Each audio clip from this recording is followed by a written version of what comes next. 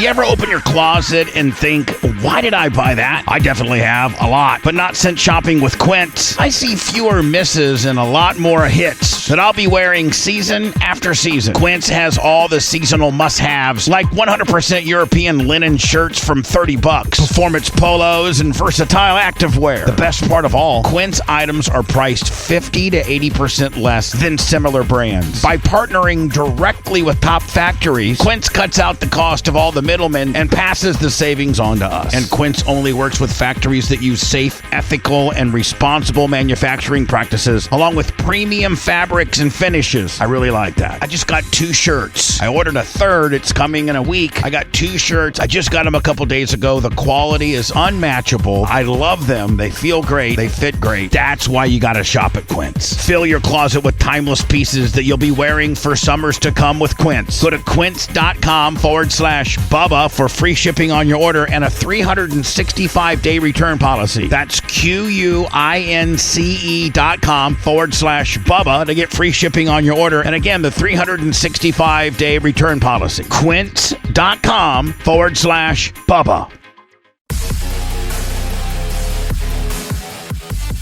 Welcome to the Wrestling Show, you sluts. My name is Seth Kushner here with the Gary Cantrell. Gary, first of all, what in the hell? You were at a concert this week. I know that your job has let you go, which sucks. They did give you a good severance deal. You eventually will need a job, but we're not going to get into all that right now. But you went, you blew off some steam. Because the next thing I know, you'll be on the main show asking about, hey, what about this? What about that? No, please don't.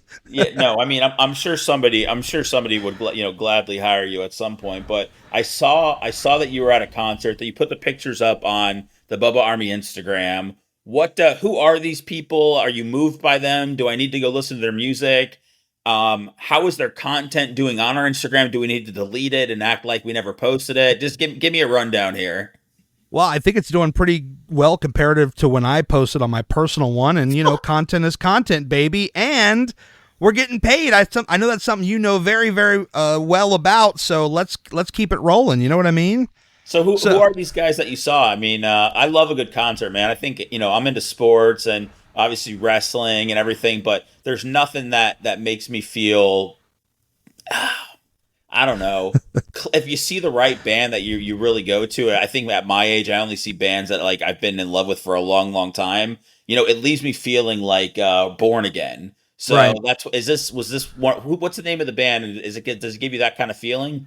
Yeah, it's a guy named, he calls himself Hardy. His name is Michael Hardy. He was a Nashville songwriter, also performed his own music. He started out as a country artist. That's a weird thing. Just a very quick sidebar. I got into country like about 10 years ago when it started sounding more like you'd hear infusions of pop and rock as opposed to just the traditional country, the I shot my dog in the back of the truck and all that kind of stuff, which is fine too, by the way. I do like that stuff. I have a great appreciation for that as well. But coming as somebody that listens to everything, dude. I listen to pop, I listen to rock, I listen to rap, everything, metal, pop, punk, emo, all that stuff. So I heard this guy back in like 2018, 2019. He had just signed to a major label down in Nashville, and I started following this guy, and he's friends with like Morgan Wallen, for instance. So he's like a huge artist in that genre, but he also recently transitioned kind of into rock.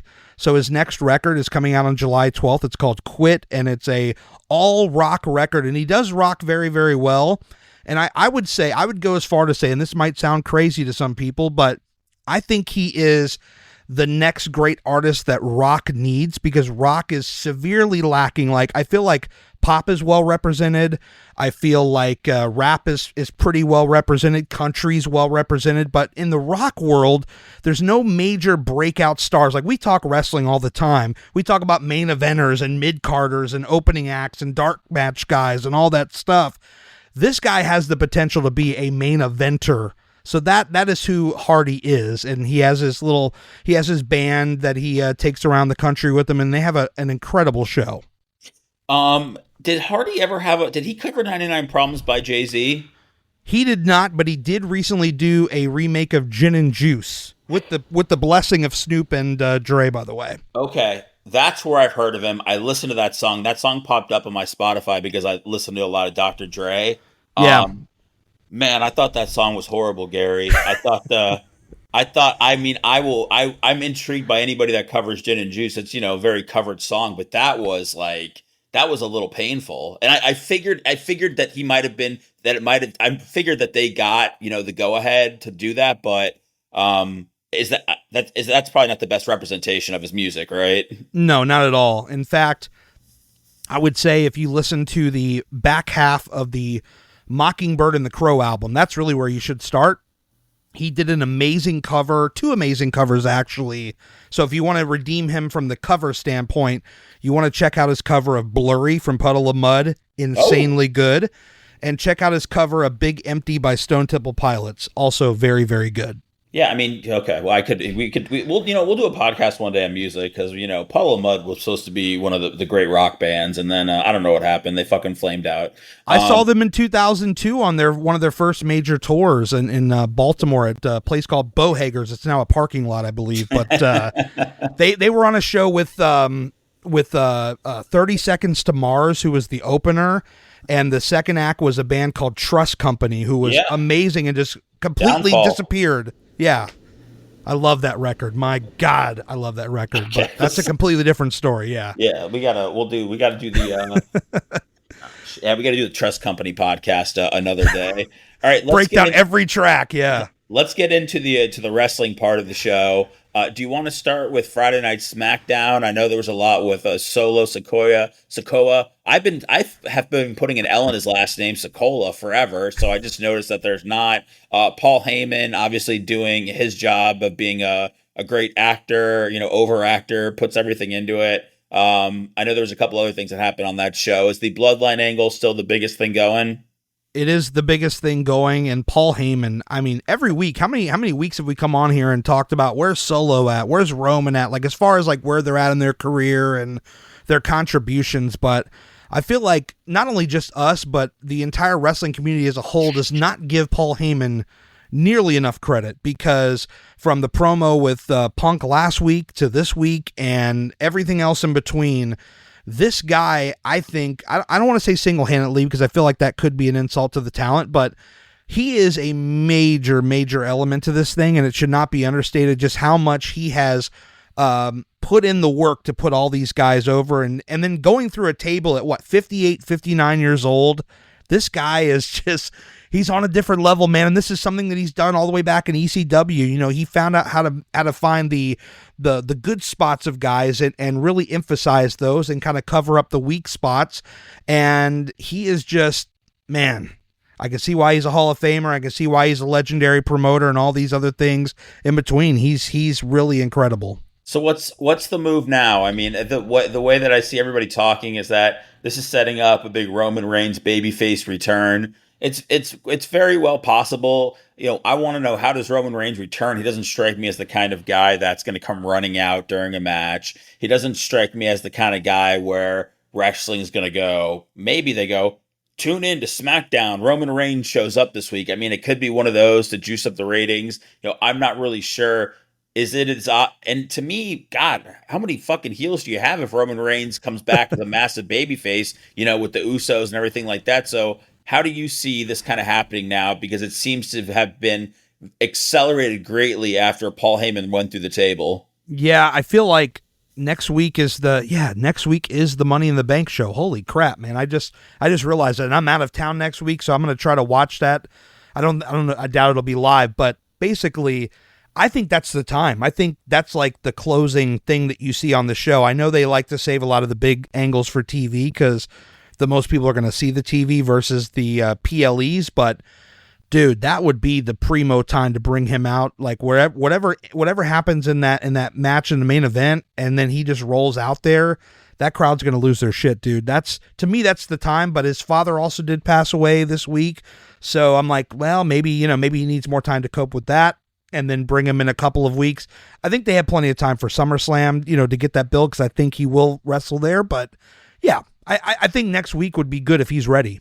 Is it too much if Roman Reigns and Cody Rhodes are both mega baby faces? No, not at all. I mean, we got two shows we have two big shows that need big stars. Unfortunately, they're both on the same show right now, so we can spread that out a little bit. You know what I mean? There's a lot. There's a lot of things that have to happen, but I mean, I don't know. Listen, this whole bloodline thing has taken us on a lot of twists and turns that none of us expected. So I think the fact that everybody's sitting here going Roman Reigns, he comes back as a babyface. I still don't really see how they put that together. But I'm interested to see, how it all plays out. Who knows? Maybe Roman Reigns is happy that Solo did that, and maybe fucking Paul Heyman goes and works with Brock Lesnar or something like that. Who knows what could happen?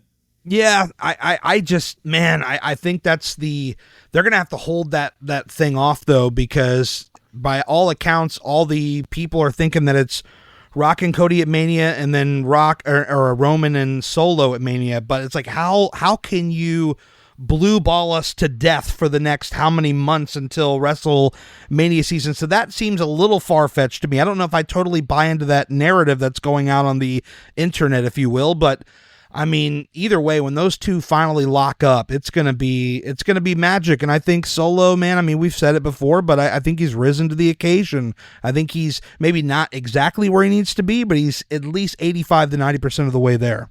It's just nice to see him, be able to talk and, not fully get jobbed out every single week when he was with the original Bloodline. All right, what else are the major storylines that are going on right now? And I see Randy Orton and Cody Rhodes and Kevin Owens are together right now. And then who are they going up against at Money in the Bank? That'll be Solo, Tama Tonga, and Tangaloa. I don't know if Jacob. I think Jacob's the enforcer outside. I think he's going to be there to kind of interject himself. Now, let me say, a lot of people are talking about SmackDown. I saw this online today. A lot of people were talking about it being like heavily edited. I don't know if they're like, I guess fuck the Pacers chant broke out amongst other things because Jalen Brunson from the Knicks was there. It was at Madison Square Garden. Yeah, can you explain that to me just for a second and explain to the people that maybe don't watch basketball on a consistent basis, like what is the importance of these guys and why should people see this as a big deal? Well, first of all, I'm fucking shocked that they have merch. I'm shocked that Jalen Brunson, I don't know how that got worked out, but I'm shocked that he's got a WWE shirt.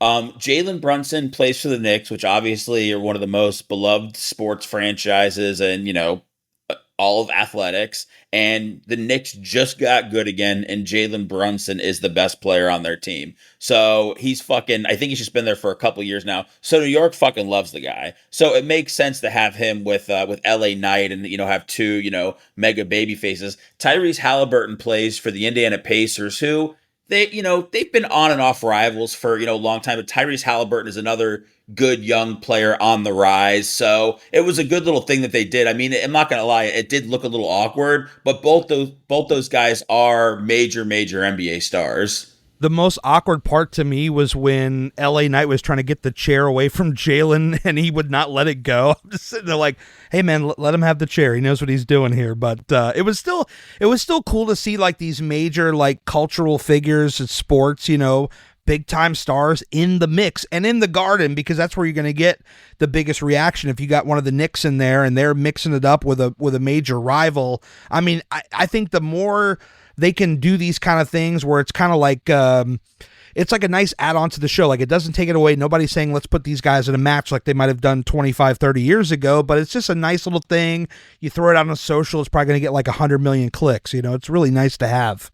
All right, let's get a quick little Money in the Bank preview here. I'm just going to throw out two quick people who I think are going to win. I think Chelsea Green is going to win, and I think that Drew McIntyre is going to win strictly for the fact that he said that he's going to win and cash in on the same night, which that guy doesn't need to be carrying around a briefcase for any extended period of time. He's well over, so I could see him dumping that thing and, finally getting his championship, especially after, everybody says that he got fucked at Clash at the Castle. So are you excited about this? And give me your thoughts on who could be taking home the briefcase.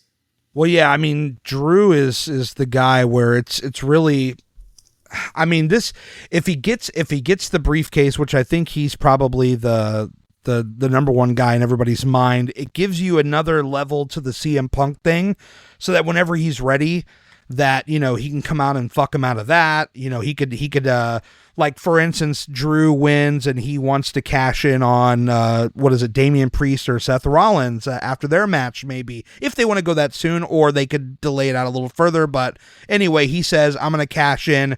Out comes Punk, fucks him on that, and now we've just poured more gasoline onto this already just very hot fire. So that I like. To me, there's really no other choice in that matter, but I am really excited to see that World Heavyweight title match with Priest and Rollins, because these are just two guys that are incredibly talented. I think their styles mix well together, and I think it'll lead to a very competitive, well-paced match. And as far as the Chelsea Green thing, to me, she's that other obvious choice in that match, because she just has so much of a great character and charisma about herself that it's finally time. Let's give her something of substance and let's get her moving along finally. Who else could be who else would you see as a dark horse maybe in the, I mean, I remember last year, man, everybody thought LA Knight book it was going to win. He was as hot as, as hot can be. And, boom, Damian Priest won and shit. LA Knight still hasn't had a belt yet, has he? No. I mean, he's not done. That's the thing too. It's like he was getting some of the loudest reactions in like 2022 in 2023. Not that he still doesn't, but obviously you've got, the likes of Cody and now Orton's back and all this stuff's going on. But they never really did anything of real substance with him, which kind of kills me. But maybe they're thinking like, hey, he's so over, he doesn't need something. That kind of reminds me a lot of like Jeff Hardy in like 08 and 09, like before they gave him the title run.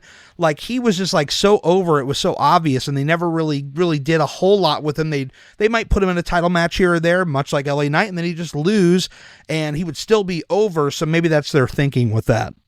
Who do you think could possibly take this? I remember, the year Austin Theory won, people were pissed off. And then Austin Theory, I think, is one of the few guys that, never lost when he tried to cash in. So, WWE does like to put it on guys that they want to give a push to. Obviously, Damian Priest, that's why he carried it for a while. Anybody you see, possibly sneaking up and doing that in the men's and or women's match? I would say right at the top of my list would be Carmelo Hayes. Put him in there and let's see what happens. I mean, that if you're not going to go Drew, which is fine, I think that's the obvious play. But if you're not going to go that way, this is a perfect opportunity. They've had Carmelo in these great spots, like on SmackDown, like when he came out and Hunter was out there. I think that was the draft show, and then Cody was out there with him. And there's the card right there. It's his rookie card. I just got it yesterday. That's really clean looking, by the way. And so he's that guy where they put him in these nice spots, and he had a nice little promo segment backstage with Baron Corbin. And so he's a guy that I would say that if it's not going to be Drew, let's make it Carmelo. What do you think about the women's match? If it's not Chelsea Green, if they decide that they think she's too obnoxious right now and that she can get by without it? I would go with Lyra Valkyria. I really like her style.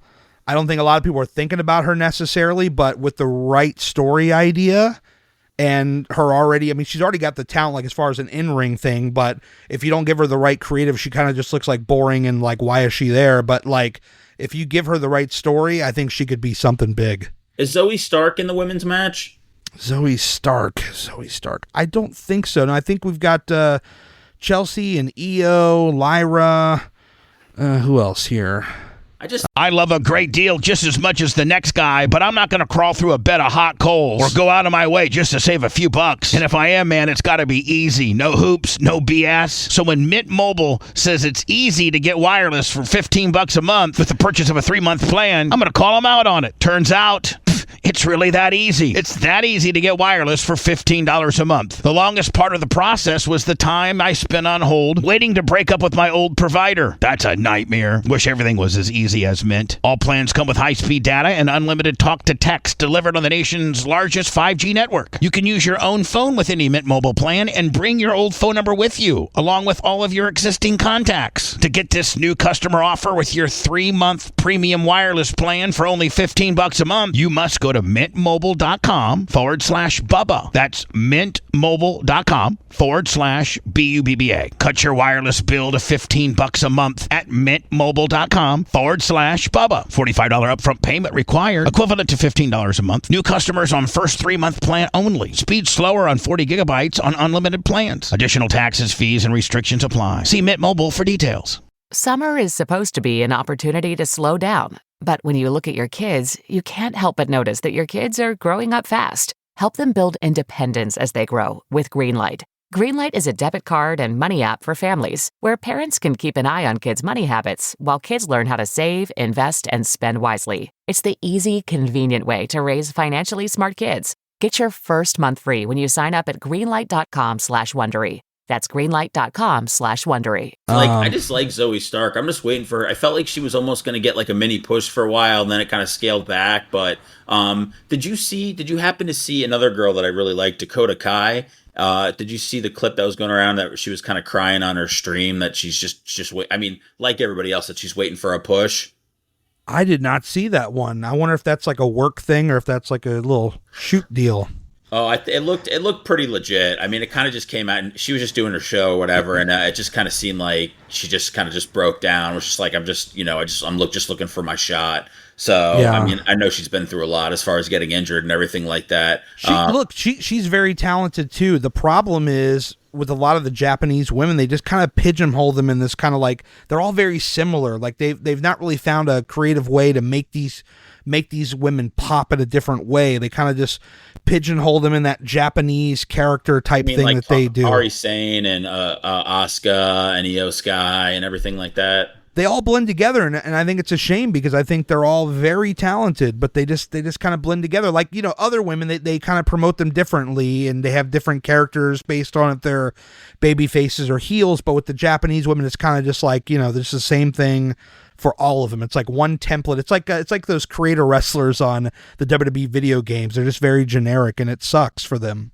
Well, I mean, I did like that they put them together for a little while when, you know, Damage Control was going, and I mean, when they had was it Kari and Asuka were the tag team champions. I mean, I like the Japanese women. I love it's very colorful, it's very animated, like with the facial looks, but like I really like the way that they wrestle. So, you know, I know it's just hard because a lot of them can't cut promos and all that. So I know it's tough to fully give them the championships.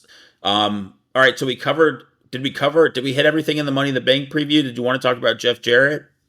I definitely did want to bring this up because it must be said. So I know you probably haven't seen it yet, but there was this promo that he did on, I want to say it was Dynamite. It was about 2 minutes long, but basically he is going to be facing a mystery opponent on this Wednesday's Dynamite for the Owen Hart tournament. Now, Jeff Jarrett and Owen Hart, no strangers there. They were like best friends in the WWF. Oh, were they? Okay.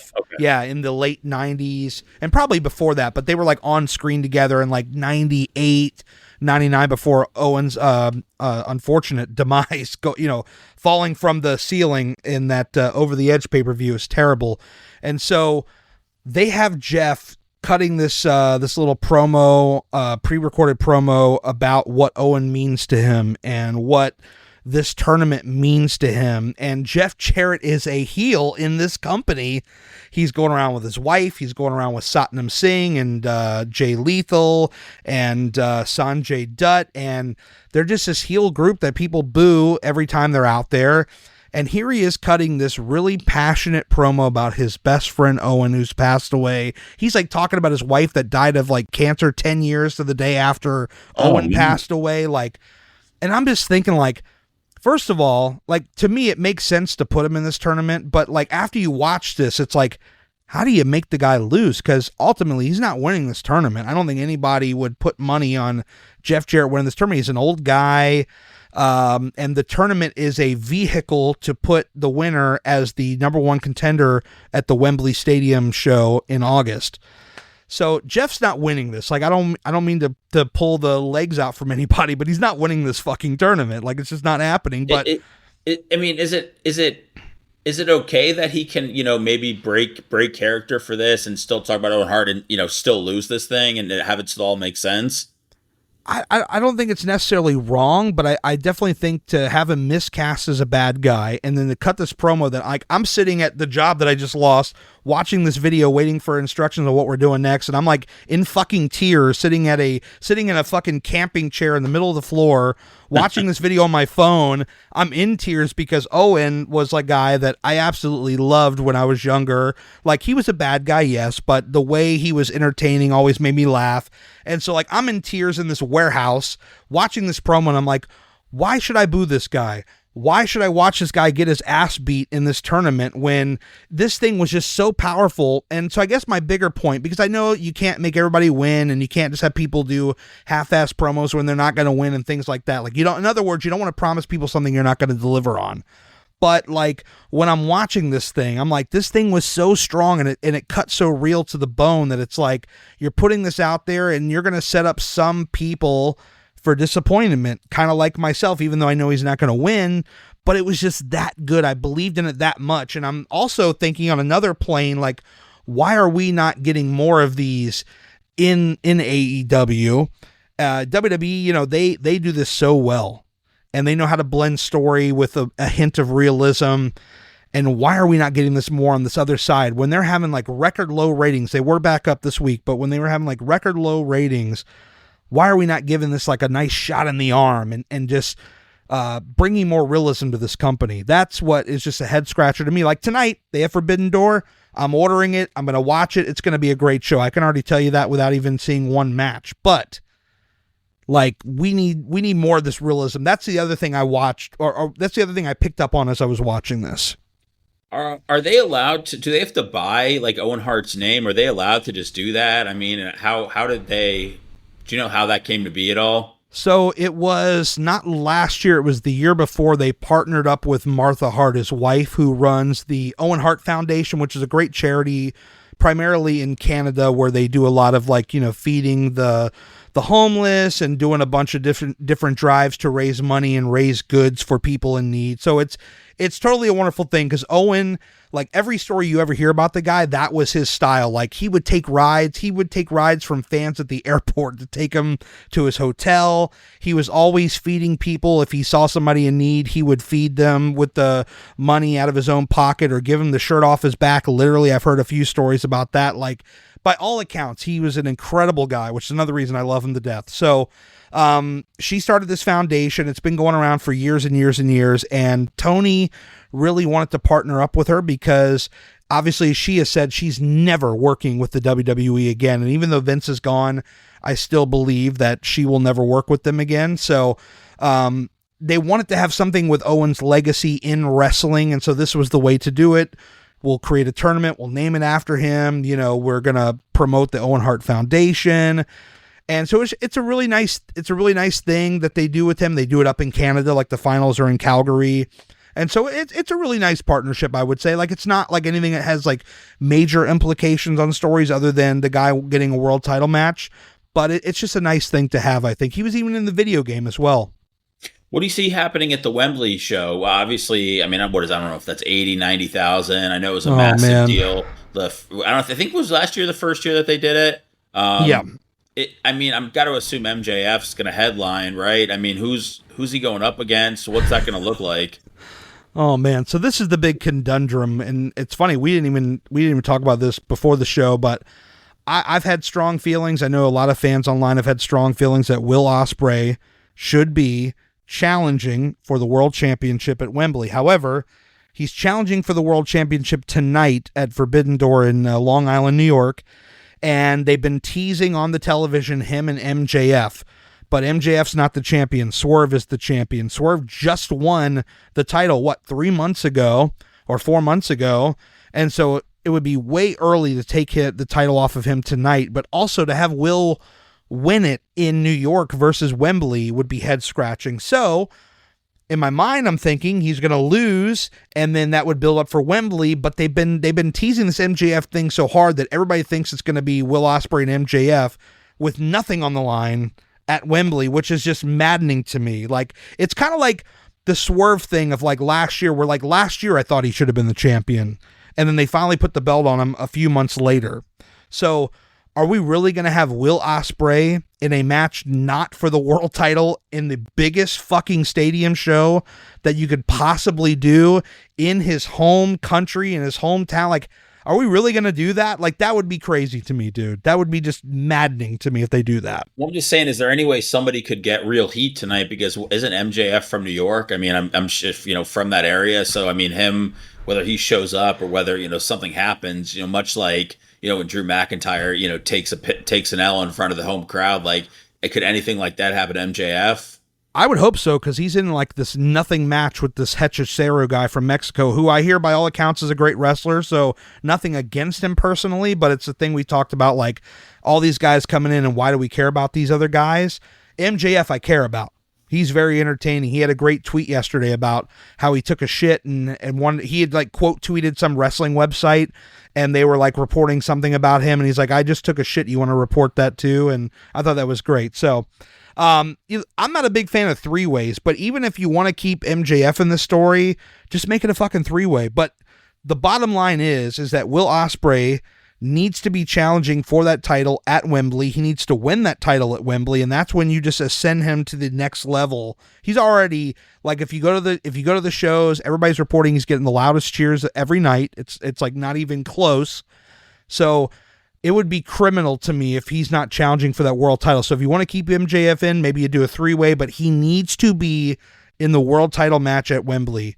And you're not going to change my mind on that. I'm not into the day-to-day, AEW stuff, but I would probably say their two biggest names are Will Ospreay and MJF. I mean, so it would make sense to have those guys go at it at your biggest show. Yeah. So if, but see, the problem is having Will beat Swerve to get the title off of Swerve. So if you want to have MJF, let's say, come out and just completely screw up this main event, which like I could see it right here. This is how I could see it go. They have like this 30-minute amazing match. Swerve, Will Ospreay, two of the most talented dudes out there, and they're going to have a great match. And then MJF comes out there and just muddies the water. He does like some kind of fuck finish, and we don't get a conclusive, decisive win here. That's when you run it back. But then maybe have both guys say, oh, no, we want you in this match because we want to whip your ass for ruining our big-time opportunity, our big-time match, and we're going to do it on the biggest stage possible, and that's Wembley. If that's what's going to happen, sold. Sign me up. I will turn off the fucking VPN and pay full price for the show if that's what you want to do. Like, that's how passionate I am about Will Ospreay winning the world title in Wembley Stadium. The guy got a tattoo from last year at Wembley Stadium. That's how much that meant to him to get a tattoo. And he had a match with Chris Jericho, which was fine. But to win the world title, that would be huge.